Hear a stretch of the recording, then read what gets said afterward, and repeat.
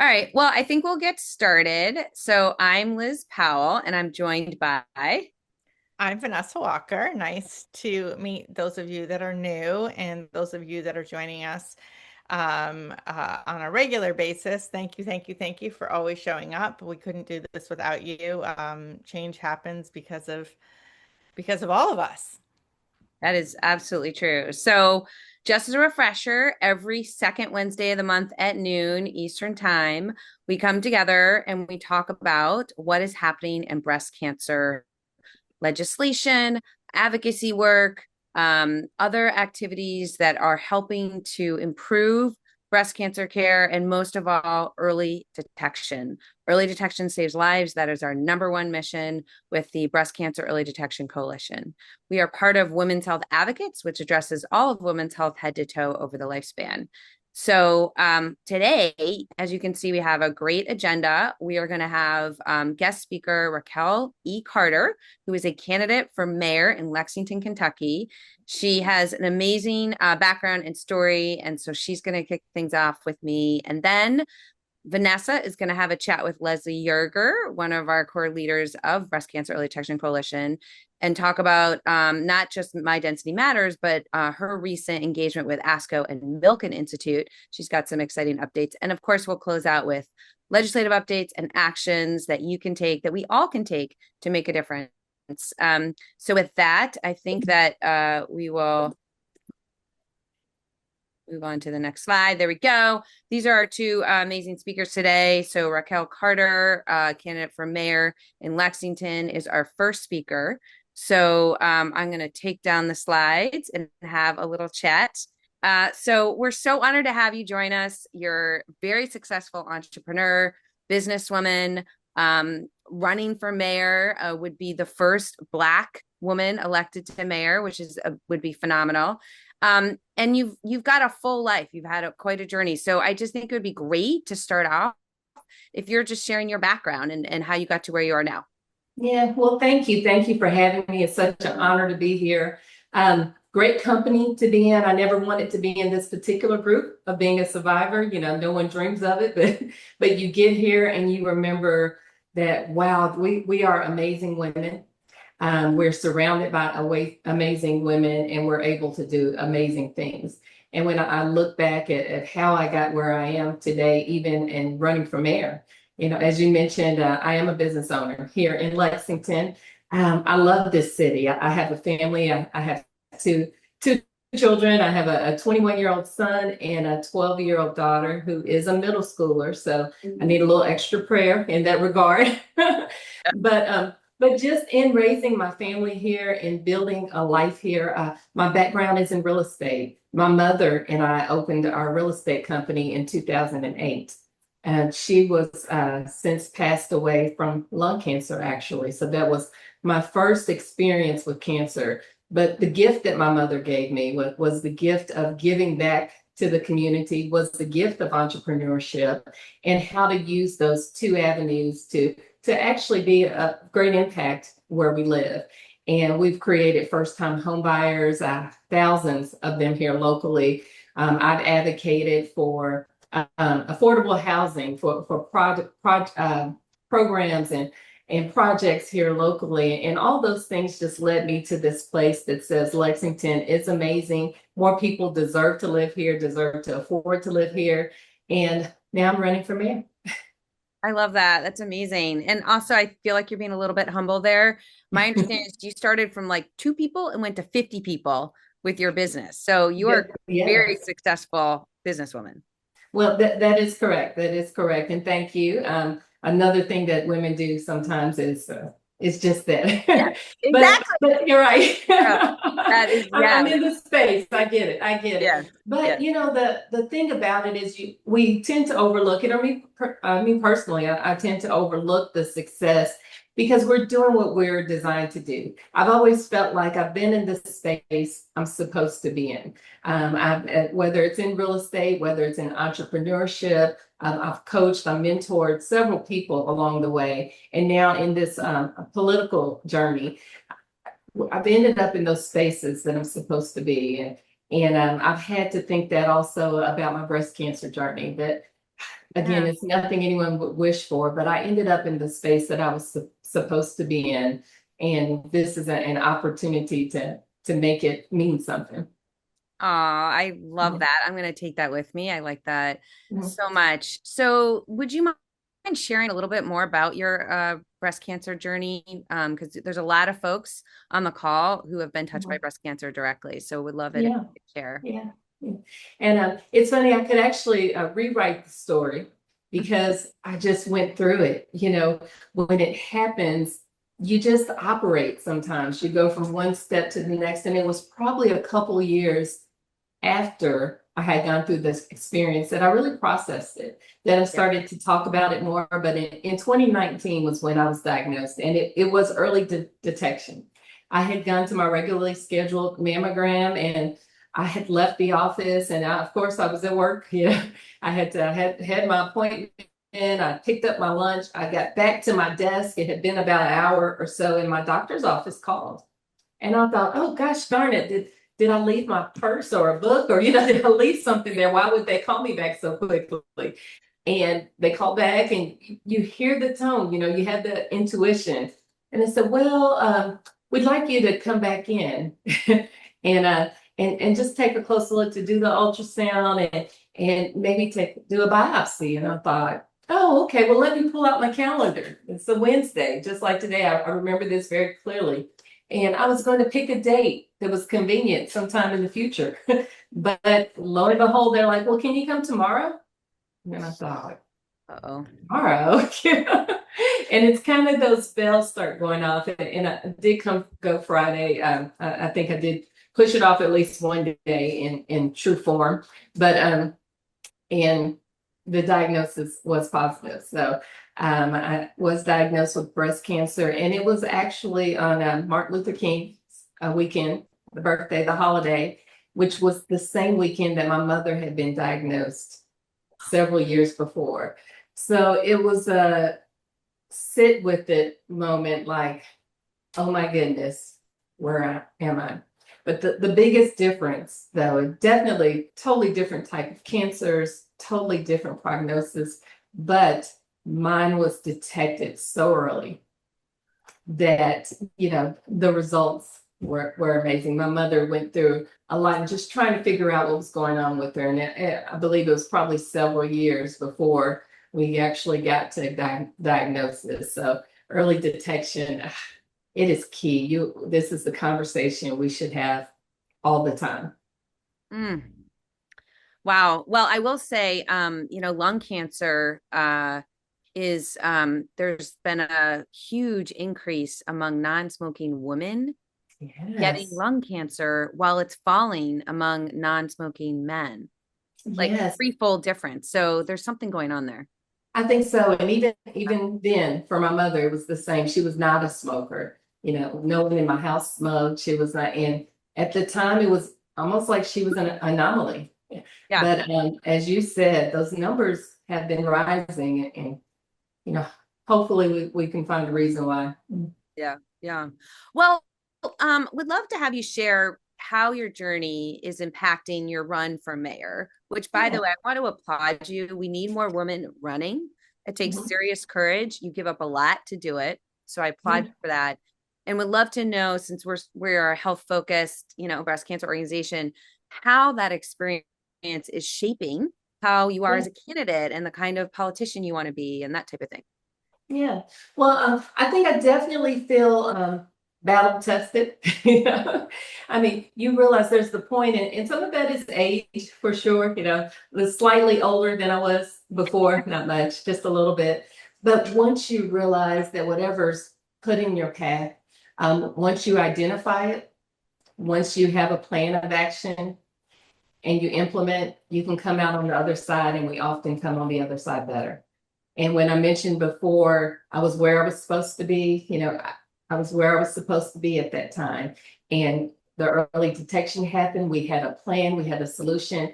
And I came out on the other side with the ability to look back and think there's not much that can slow me down now. There's just not much that can stop where I'm going, stop me from going where I'm supposed to go. But I also said, well, I could give so much. Look how much we're learning from the experience that I went through. And I also think, and I'm actually sure that I'll govern that way. I run my business that way. I'll be able to govern that way. As mayor, I could look at any problem that comes in before us and say, okay, here's the problem. What's the path? What's the solution? And let's power through, do the work to get to the other side and realize how much better we are on the other side, what we can learn from it, and how many people we can impact with that knowledge. And just the vision, just understanding that there's so much more opportunity than the problems in front of us. Understanding basic things. I told you that I'm in real estate as a career. My business has been real estate focused. Home ownership has always been a dream, a goal, a passion, for everyone. And I understand the difference that makes in people's lives and in the communities and neighborhoods that we build. But when I started realizing the city that I live in now has become unaffordable for many, and it's basic. If you work here, you should be able to live here. And as mayor, I just have a vision to be able to make that happen. What's the problem? Here it is. What are the solutions? How do we fix it? And how do we get to the other side? Yeah.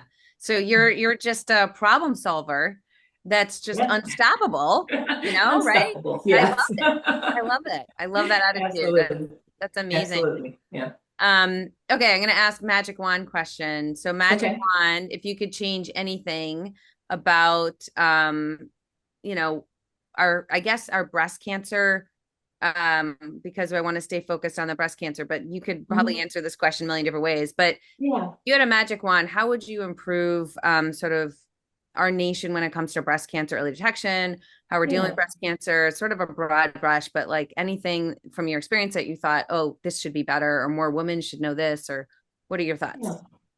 Well, I probably split that into two answers or two Okay. things I would love to see. And one, of course, is access to early detection, access to testing. And as we move on in our lives and as we have success, those are things we take for granted sometimes. And we do know that early detection saves lives, but we still have communities of people that can't get access or that it is challenging, or even if it's available. I'm of the very concerted mindset that we have to bring resources to people instead of people having to come and get the resources. We know it needs to happen. We know the resources are often available, but people having access to them is not always the option. But aside from that, I think the other thing I learned during my journey was the importance of having an advocate. And Mm. I learned this first with my mother. When I was going through that process with her, I remember one of her early oncologists said, you should always have someone at an appointment with you. And in the beginning, especially when you don't feel sick, and I always said that I didn't feel sick because I was detected so early, and now I didn't feel sick, and now I am. I just thought, oh no, I can go. I'm capable of doing this. I'm capable of running a business, a family. I can definitely go to my own doctor's appointment and come out with the right information. But it's such an emotionally charged experience. So he had told us to always have someone with you at your appointments, because you'll leave out and you'll forget what the doctor said, or you won't be able to process that correctly, or whether it's anything from this is our next step, this is our follow-up appointment, or this is a bill, this is what it's going to cost us. You just, it's so hard to process in that emotionally charged situation. So having an advocate with you from beginning to end, whether that's a family member or a friend or a coworker, someone that's just there to be a second ear, was the one of the best pieces of advice I had with my mother, and I carried that on in my own experience, because we think we can handle it all, but we don't know until after the fact. So that's Yeah. we can be in front of it. So Well, access and advocacy. yeah, you're speaking my love language. I love that word as a kid. That's like one of my favorite words. And I Mhm. think it's so important to carry that advocacy through. You need self advocacy, you need advocacy for those you loved, and then you need advocacy out in the public sphere. So Yes, it's yes, like it's all connected. And it's just using your voice, right? yes. And making sure that, we are living in the world we want to live in, that we're getting the care that we need. So I love that. I think that's a perfect way for us to close. And I Okay. want to thank you so much for your time. I know you're super Yeah. busy. Oh, You're thank you. amazing. You're so inspiring. And Well, best of luck thank with you. your campaign. Well, thank you. I appreciate it. And of course, if anyone watching or if you know anyone in Lexington, Kentucky, I Yeah. would definitely appreciate the votes and the support in November and just to continue to do all the great things that you're doing. And anytime I could be of service, just reach out. Thank you so much. That's Okay. wonderful of you. Thank you. And I will Well, pass to thank you, you all. Vanessa. Thanks, Raquel. Here And we before go. you get off, Raquel, I want you to know everyone, we did put a link to Raquel's website in the chat. So please, Okay. please, please click on that link. Get to know Yeah, her. I'm sure that you know someone that lives in Kentucky. absolutely. And Absolutely. either way, we want to be supporting women across the country that are leading like you are. And I so appreciate you sharing your lived experience with us. Um, Here in this community, we like to say, even though we may share our lived experience, some of us many, many, many times, every time we do it, it takes a little piece of us. And so, it's with gratitude that we accept your generosity here. So thank you for Thank being here. you. And I'm so excited that we get to chat with Leslie. I love Leslie. I love seeing her face. I love seeing you pop up on my text messages. I love seeing you pop up everywhere, Leslie.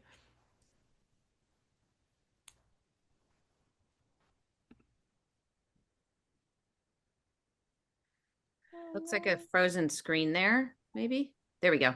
I'm back. Okay. Oh, Yeah, there we sorry go. about Good. I was like, is it me that's frozen? Or I was it's like, hard. where's It's this? hard to tell. You all were frozen, but I figured it was me. So I don't know. Anyway, well, it's good to have you here, Leslie. For those of you that don't know Leslie, I'd love for you to just introduce yourself briefly to the community, a little bit about who you are, why you're here, and what you do. Thank you very much. Again, Leslie Ferris Yerger. I always put Ferris in there. I should change my name on the screen because if you Google Leslie Yerger, I didn't do it. I never lived in Pennsylvania, and my husband didn't do it either. So let's keep the Ferris in there for now, okay? So there's a reason why we do that. Oh, great. Thank you. Um, so I'm CEO and founder of My Density Matters. That's breast density. And it's all about self-advocacy and advocacy for women with dense breasts because I was diagnosed with stage 4 breast cancer 2 months after an all-clear mammogram and ultrasound, actually. So that should happen to no one, and it was because of my breast density. So just in a very short nutshell, we empower women to find out their breast density and learn their additional screening options and advocate for themselves. We as an organization do advocate, for laws and, changes like just like what we do here at the coalition.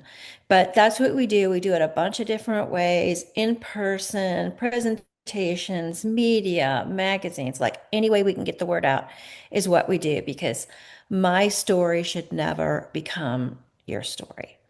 And so that's why we do what we do.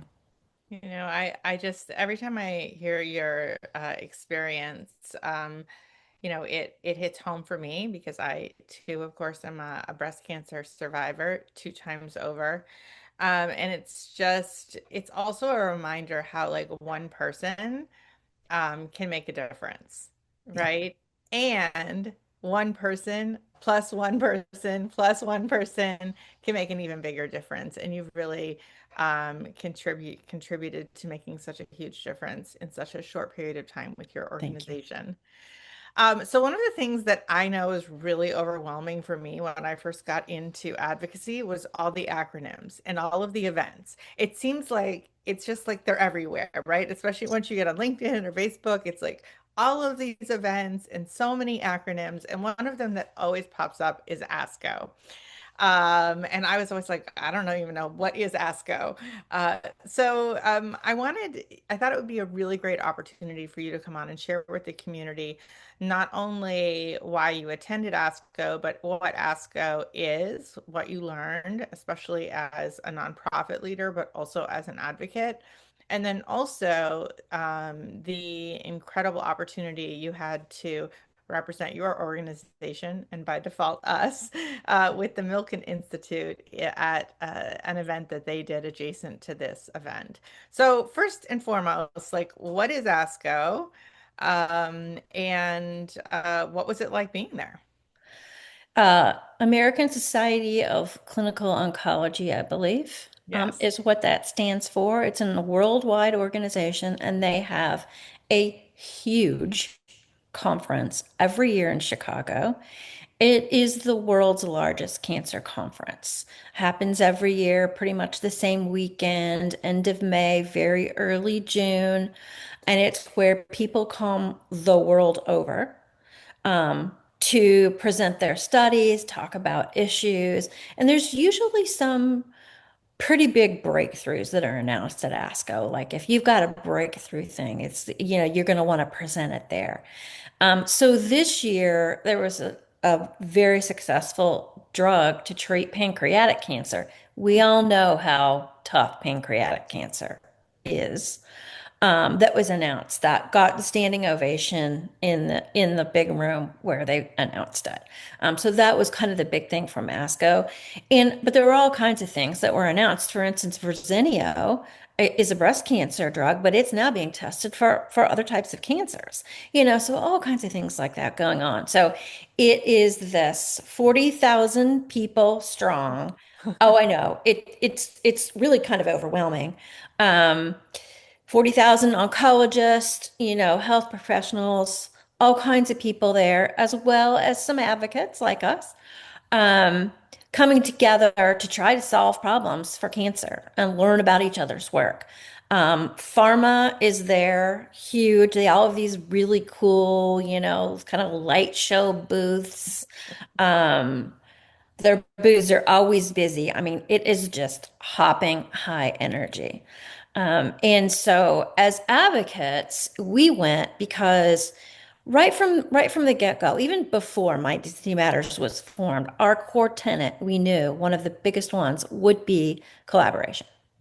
That's how that's our mindset. Not everybody wants to do it that way. Not everybody believes that's the way to go. We do. And so we go there to find people to collaborate with, whether that be pharma, whether it be doctors, whether it be other advocates, to help get our message out. And so that's why we went. And we found all kinds of people to work with. It was amazing. I think I might be frozen again. Oh, But we can still hear you. So don't you even can worry still hear about me? Oh, Yeah, good. we can still Okay. hear you. So you Don't heard even what I worry said. about So it. yeah, so we found doctors to work with from all over the country. We found other advocates. We help get their message out. They help get our message out. That's the way it works. And so I think I it's think incredible. Yeah, and I think one of the things I just love about your organization and about the way you approach advocacy, and something that certainly I think that is a value here at the Breast Cancer Early Detection Coalition and WHA or as a whole, is this idea of collaboration, Yes. that we are stronger together, and that there's room for all of us, for all the organizations, both for profit and nonprofit, all of the advocates, all of the voices. Every voice matters. Every contribution matters.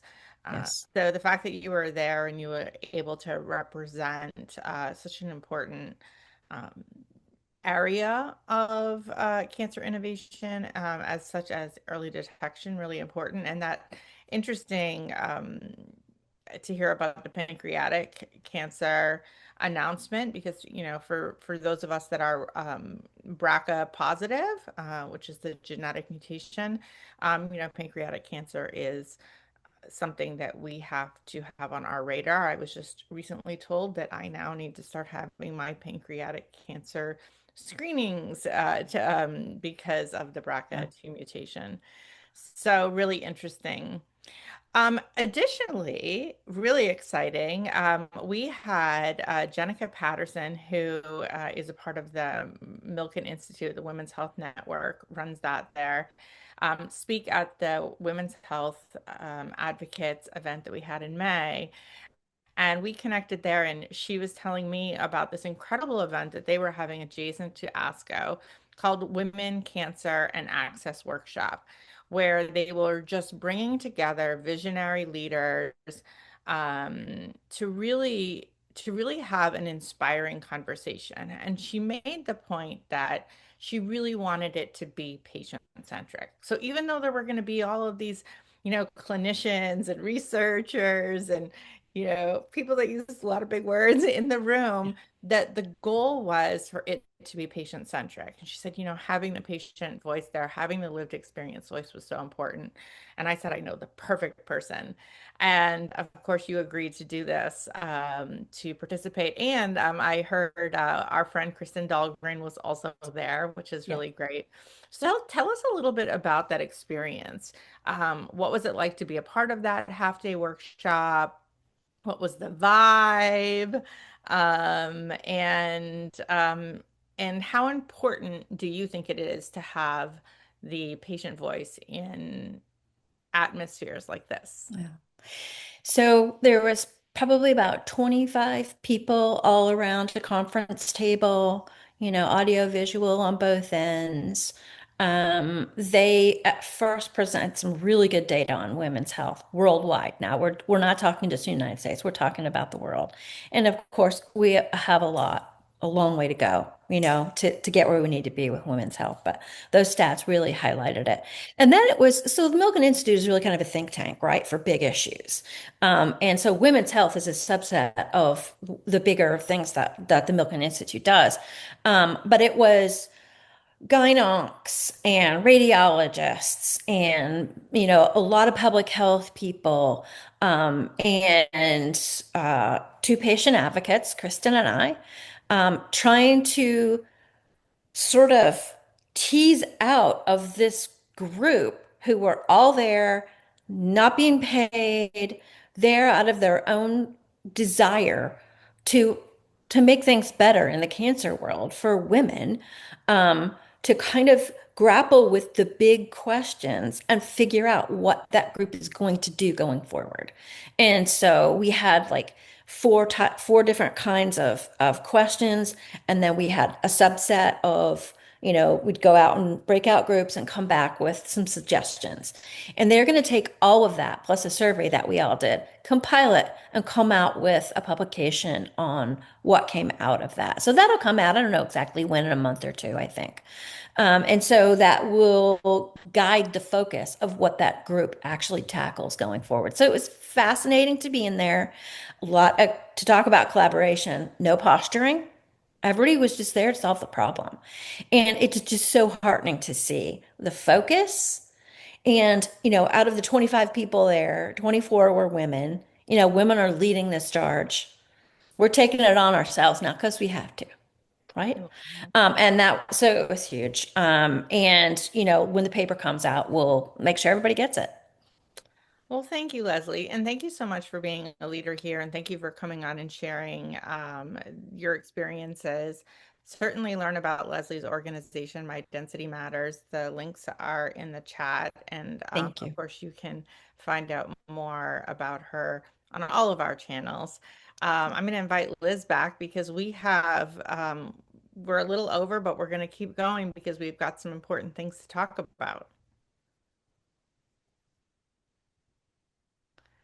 I think this first is this beautiful picture of all of these people on Capitol Hill, and there's Leslie right in the middle.